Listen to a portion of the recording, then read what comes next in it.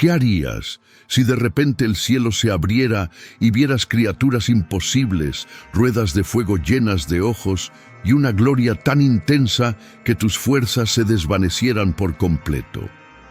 Esta fue la realidad de Ezequiel, un sacerdote exiliado que en el momento más oscuro de su vida fue elegido para ver lo que ningún otro hombre había visto jamás.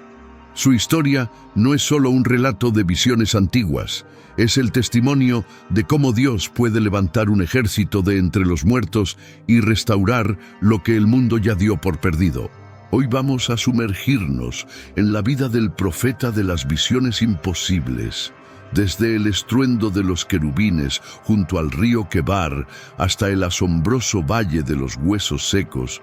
Descubriremos por qué Ezequiel fue llamado el Atalaya de Israel. Pero prepárate, porque lo que estás a punto de presenciar desafía toda lógica humana. Vamos a desglosar paso a paso sus profecías más enigmáticas y el impacto que tienen en el destino de la humanidad. Y como sé que buscas la verdad más profunda de las Escrituras, hoy tengo dos promesas para ti en este video. Primero, te revelaré el error que casi le cuesta la vida a Ezequiel durante su primer encuentro con la divinidad.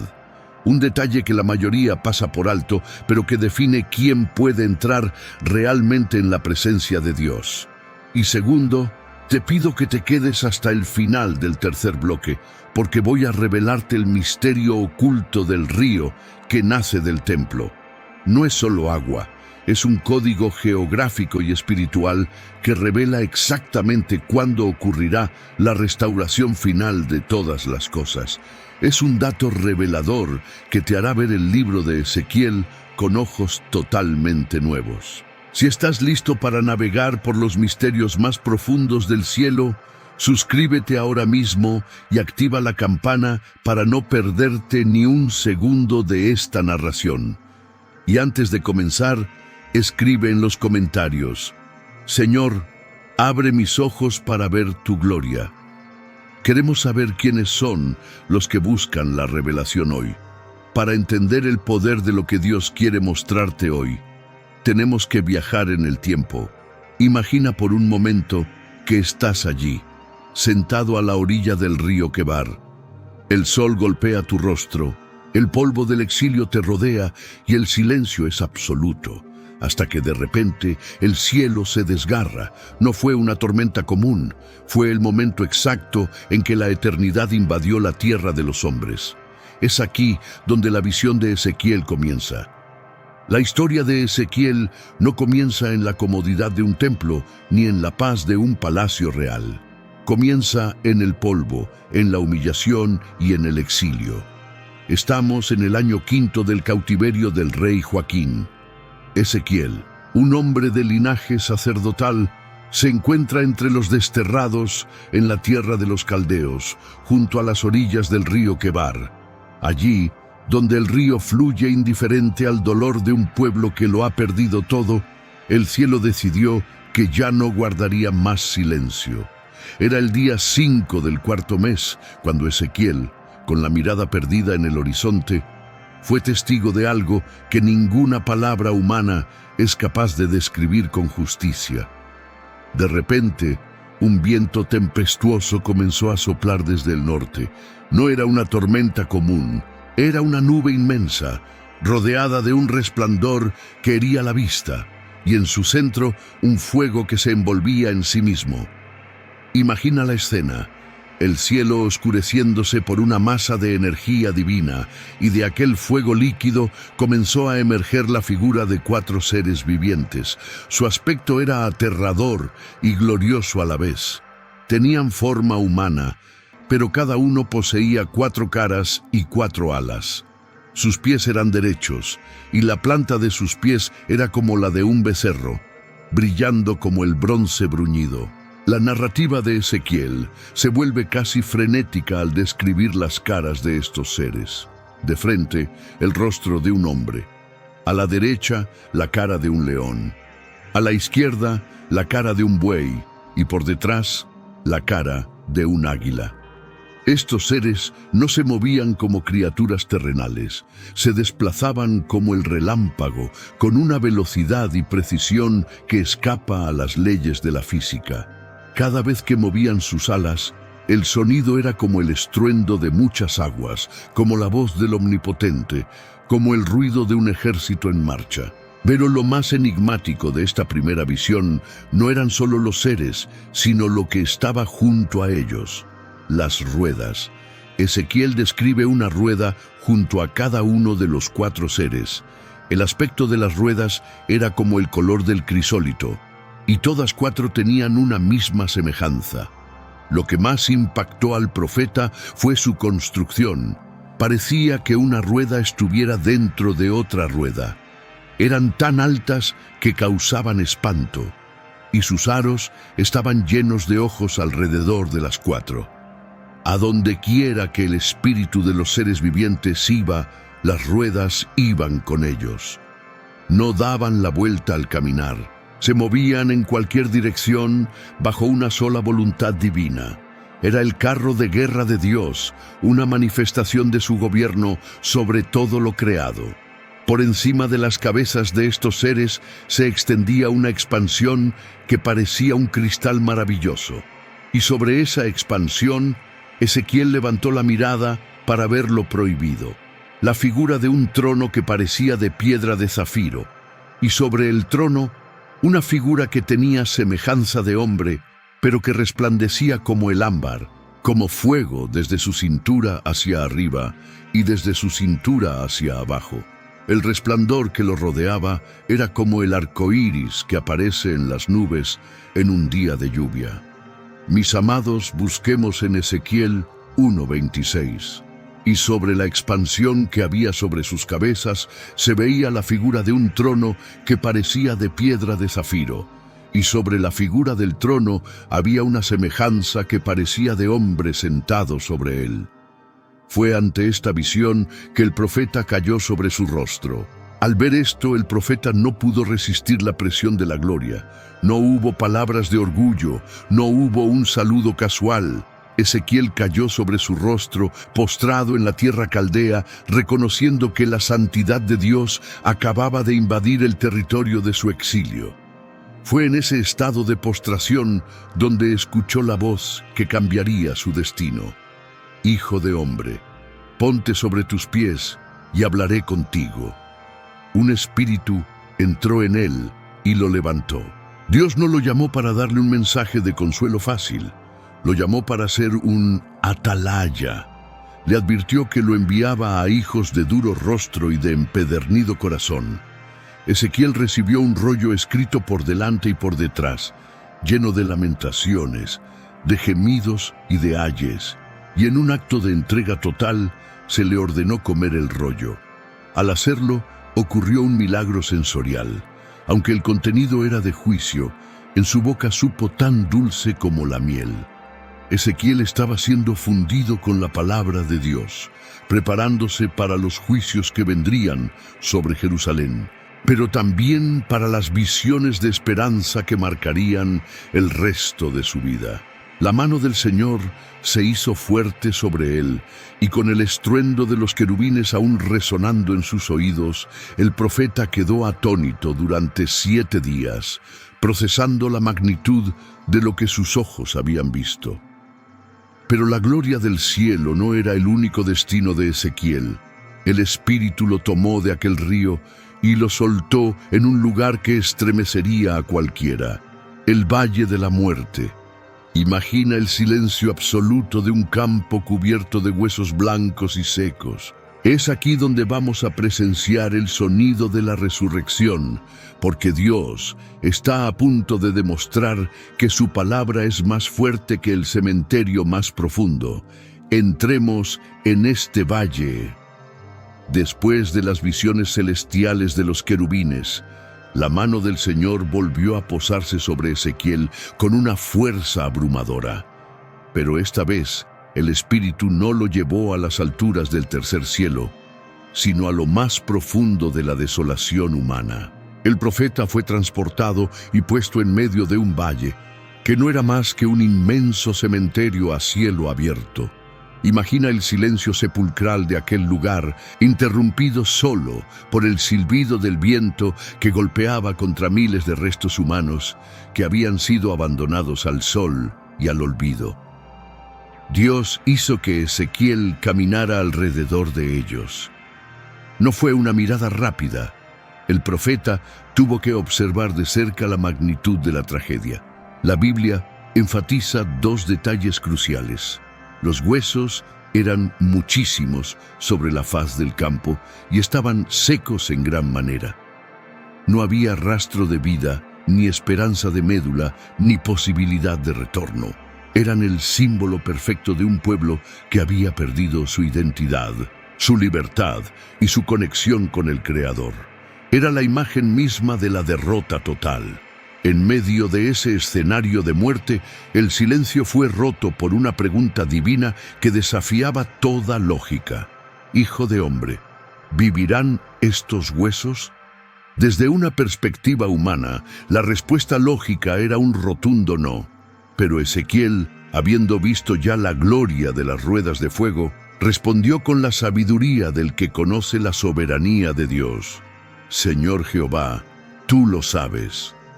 Aquella respuesta fue el detonante para que el milagro más grande de restauración comenzara a gestarse. Dios le ordenó a Ezequiel algo que parecía una locura.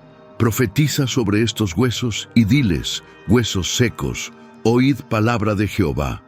En ese instante, el profeta se convirtió en el puente entre la voluntad del cielo y la mudez de la muerte.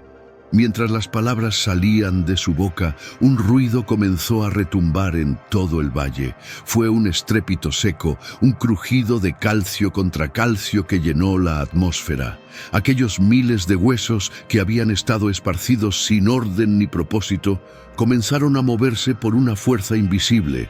Cada hueso buscó su par. Las costillas buscaron la columna, los fémures se unieron a las caderas y los cráneos se ajustaron a sus cuellos. Ezequiel observaba atónito cómo la estructura se formaba ante sus ojos. Vio cómo los tendones empezaron a entrelazarse, sujetando las articulaciones con una firmeza sobrenatural. Vio cómo la carne comenzaba a cubrir la estructura ósea y cómo la piel se extendía para dar forma a los cuerpos. En cuestión de minutos, el valle ya no estaba lleno de restos dispersos, sino de cuerpos íntegros que yacían en el suelo. Pero había un problema. No había espíritu en ellos. Eran cuerpos perfectos, pero seguían siendo cadáveres. Fue entonces cuando el Señor le dio la instrucción final. Profetiza al Espíritu y di al Espíritu, ven de los cuatro vientos y sopla sobre estos muertos y vivirán. Ezequiel llamó al Rúa, el aliento divino, y un viento poderoso comenzó a soplar sobre aquel ejército inerte. Al entrar el aliento en ellos, aquellos hombres abrieron sus ojos, el pecho les subió con la primera bocanada de aire divino y se pusieron en pie. No era un grupo de sobrevivientes débiles. La Biblia dice que se levantó un ejército grande en extremo. Miremos en la palabra en Ezequiel 37:9, cuando el Señor ordenó, Espíritu, ven de los cuatro vientos y sopla sobre estos muertos y vivirán. Fue el soplo divino el que cambió la muerte por una fuerza imparable. Esta visión no era solo una demostración de poder sobre la muerte física, era el mensaje directo de Dios para un pueblo que decía, nuestros huesos se secaron y pereció nuestra esperanza. Dios le estaba demostrando a Ezequiel, y a través de él a todas las generaciones, que no importa cuán seca esté una situación, no importa cuántos años hayan pasado desde que la vida abandonó un proyecto o una nación. Cuando la palabra de Dios es soltada por una atalaya que cree, el polvo tiene que obedecer y la muerte tiene que retroceder. Ezequiel presenció la formación de una fuerza imparable, nacida de la más absoluta nada, preparándolo para entender que el futuro de Israel no dependía de las circunstancias políticas, sino del soplo soberano del Omnipotente. Después de ver un ejército levantarse de la nada, Dios decide mostrarle a Ezequiel el plano final de su gloria. El profeta es llevado a una montaña alta para contemplar lo que nosotros llamamos el templo de la eternidad. Pero no se trata solo de muros y columnas. Lo más asombroso es lo que empieza a brotar desde el altar. Es el río de la restauración, una corriente que crece y sana todo lo que toca. Vamos a sumergirnos en esta visión final que es la promesa para nuestro futuro. El ministerio de Ezequiel llega a su clímax con una visión que trasciende el tiempo y el espacio. Han pasado 25 años desde que fue llevado al cautiverio. El profeta se encuentra ahora en la cima de un monte muy alto, donde es recibido por un hombre cuyo aspecto era como de bronce, con un cordel de lino y una caña de medir en su mano. Este guía celestial no lo lleva a ver ruinas, sino a recorrer el plano exacto del futuro templo de Dios. Ezequiel camina por atrios, mide puertas, observa cámaras y detalla columnas con una precisión arquitectónica asombrosa.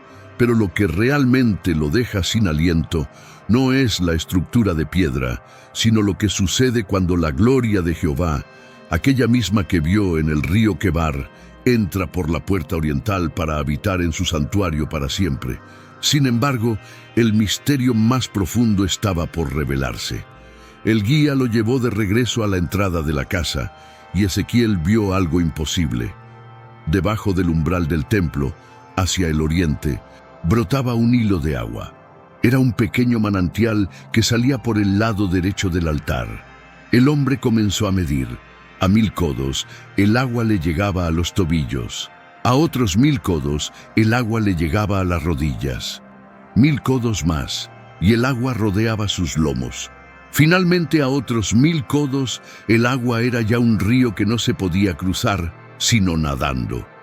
Ezequiel observaba cómo este río, que comenzó como un simple goteo desde la presencia de Dios, crecía sin que nada lo alimentara. El guía le explicó que aquellas aguas descendían por el Arabá y desembocaban en el mar. Y aquí es donde la creación misma se rinde ante la gloria divina. A medida que el río avanzaba, las orillas se llenaban de árboles frutales cuya hoja nunca caía y cuyo fruto nunca faltaba, porque sus aguas salían del santuario. La vida explotaba en cada rincón por donde pasaba la corriente. La profundidad de esta sanidad la encontramos en Ezequiel 47:8. Estas aguas salen a la región del oriente, y entradas en el mar, recibirán sanidad las aguas. Este es el versículo que esconde el secreto que estoy a punto de revelarte sobre el Mar Muerto. Al principio de este video, te hablé de un error que casi le cuesta la vida a Ezequiel. Cuando el profeta vio por primera vez la gloria en el río Quebar, su reacción instintiva fue la de cualquier hombre ante lo divino, caer sobre su rostro en una parálisis de terror. Sin embargo, nota que Dios no le habló mientras estaba postrado. El misterio es que Dios no busca siervos enterrados en el polvo, sino atalayas que operen bajo su autoridad. El error de Ezequiel fue creer que su insignificancia lo deshabilitaba. Dios tuvo que enviar su espíritu para levantarlo y ponerlo sobre sus pies antes de entregarle la palabra. El secreto revelado es este: la revelación no fluye en la parálisis del miedo, sino en la posición de autoridad. Dios te necesita de pie para hablarte. El 95% de las personas esperan una señal divina mientras están hundidas en su autocompasión. Ezequiel nos enseña que la verdadera palabra solo viene cuando tienes el denuedo de sostenerle la mirada al destino que Dios trazó para ti. Finalmente, el misterio que te prometí sobre el río que nace del templo. Si observas un mapa de Israel, verás que el agua fluye desde Jerusalén hacia el oriente, directamente hacia el Mar Muerto. El Mar Muerto es el lugar más bajo de la tierra y tiene una salinidad tan alta que es químicamente imposible que exista vida en él. El código oculto aquí es que la Biblia dice que cuando estas aguas entran en el mar, las aguas salobres son saneadas. El misterio del cuándo ocurrirá, esto es una revelación de restauración total. Dios le estaba mostrando a Ezequiel que no existe muerte tan profunda que su gloria no pueda revertir. El secreto geográfico es que este río es el cumplimiento de la reversión de la maldición de Sodoma y Gomorra. Dios nos revela que su plan final no es solo salvar almas, sino sanar la tierra misma. Cuando el río fluye, lo que era estéril se vuelve más fértil que el propio Edén. Si Dios puede sanar el mar muerto, no hay nada en tu vida que sea demasiado salado o amargo para que su goteo de gracia no lo transforme en un océano de vida. Hemos recorrido el camino de Ezequiel desde el polvo del exilio hasta la gloria de un río que sana lo imposible. Hoy has descubierto que no importa si te encuentras frente a un valle de huesos secos en tus proyectos, en tu salud o en tu familia. El mismo espíritu que levantó aquel ejército está hoy disponible para soplar sobre tu vida. Ezequiel nos enseñó que la visión de Dios siempre es más grande que nuestra crisis actual. Él no ve huesos secos, Él ve un ejército grande en extremo. Él no ve un mar muerto, Él ve una fuente de vida inagotable. Si esta palabra ha despertado algo en tu interior y sientes que tus ojos espirituales se han abierto hoy, no dejes que este fuego se apague. Te invito a que te suscribas ahora mismo y te unas a esta comunidad de atalayas que no se conforman con lo que ven sus ojos físicos, sino que caminan por lo que Dios ha dicho. Dale me gusta a este video para que el Señor lo lleve a alguien que hoy mismo siente que su esperanza se ha secado. Y antes de pasar a nuestra oración final, escribe en los comentarios: mi río de vida comienza a fluir. Padre Celestial, nos presentamos delante de tu presencia con el asombro de Ezequiel. Hoy reconocemos que tú eres el Dios que habita en medio de las ruedas de fuego, pero que también desciende al valle de nuestra necesidad. Señor, hoy profetizamos sobre cada persona que escucha esta oración. Si hay áreas en sus vidas que parecen huesos secos, esperanzas muertas, sueños enterrados o cuerpos cansados, hoy llamamos al Rúa, al aliento de vida desde los cuatro vientos. Sopla, Espíritu Santo, que haya un estruendo de restauración, que lo que estaba desunido se junte y que la vida de Dios sature cada célula y cada pensamiento. Te pedimos que, así como el río que nacía del templo crecía hasta ser imposible de cruzar, así crezca tu bendición en nosotros. Sana nuestras aguas amargas, transforma nuestros desiertos en huertos y danos la autoridad para mantenernos de pie ante tu gloria. Declaramos que este 2026 no somos víctimas del exilio, sino atalayas de tu victoria. Que tu gloria repose en nuestras casas y que donde quiera que vayamos, la vida florezca. En el poderoso nombre de Jesús. Amén y amén. Mi amado, recuerda que si tienes una petición por tu casa, déjanos en los comentarios qué oración quieres que hagamos por ti.